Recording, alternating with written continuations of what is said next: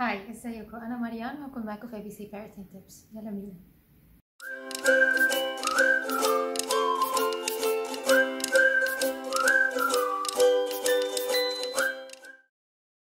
كتير قوي بنسمع ناس كبيرة بتقول انا عصبي، انا كده، ربنا خلقني كده.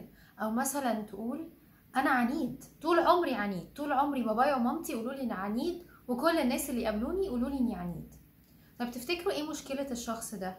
مشكلة الشخص ده انه هو صغير باباه ومامته كانوا دايما يقولوا له اصل انت عصبي قوي، انت ليه عصبي كده، ما تبقاش عصبي كده، بطل العصبية اللي انت فيها.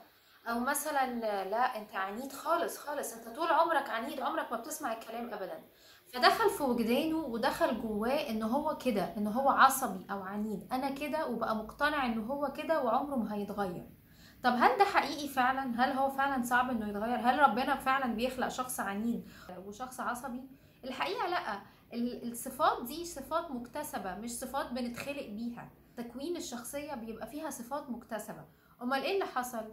اللي حصل انه لما باباه ومامته فضلوا طول الوقت يقولوا له اصل انت عنيد، اصل انت عصبي، بقى مقتنع من جواه انه هو فعلا كده، وبقى مش عايز يتغير او مش عارف يتغير، مش عارف انه هو ممكن يتغير.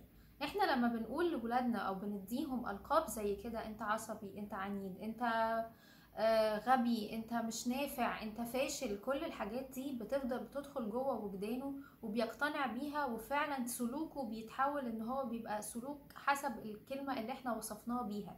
بيبقى فعلا مقتنع ان هو كده، وبيبقى صعب ان هو يغير من نفسه او يصلح من نفسه. والحقيقة هو ولا عصبي ولا عنيد ولا غبي ولا اي حاجة من الحاجات دي. هو بس في موقف من المواقف اتصرف بعند شوية نظرا مثلا لسمات السن اللي هو كان فيه، فاحنا قمنا على طول وصمناه بانه هو عصبي او عنيد او وحش او وات ايفر. علشان كده عايزين نخلي بالنا قوي ان احنا ولادنا بدل ما نقول لهم القاب وحشه نقول لهم القاب كويسه.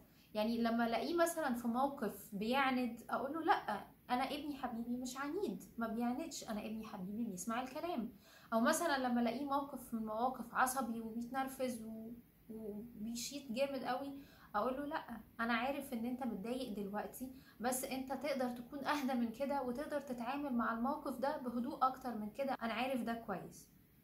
نساعدهم ان هم يغيروا من نفسهم من صغرهم، لانه في وهم صغيرين وهم اطفال بيبقى فيه سمات للسن اللي هم فيه. في سن بيبقى سن العند، في بيبقى سن العصبية، في بيبقى سن الجنونات اللي بتطلع. فاحنا عايزين نساعده ان هو يتخطى الحاجة دي، او يتخطى العند او العصبية او الحاجة اللي هو بيعاني منها في الوقت ده، بان احنا نشجعه، بان احنا نساعده، مش فعلا نقنعه ان هو كده، لان هو الحقيقة هو مش كده ولا حاجة، هو بس بيمر بظروف زي كلنا ما بنمر باوقات بتبقى افكارنا متلخبطه وادائنا بيبقى متلخبط. دايما نقول لاولادنا انتوا حلوين، انتوا شطار، انت مش عنيد، انت مش عصبي، انت ما فاكش اي حاجه وحشه، وانا بحبك زي ما انت. ميرسي، واشوفكم الفيديو الجاي. باي.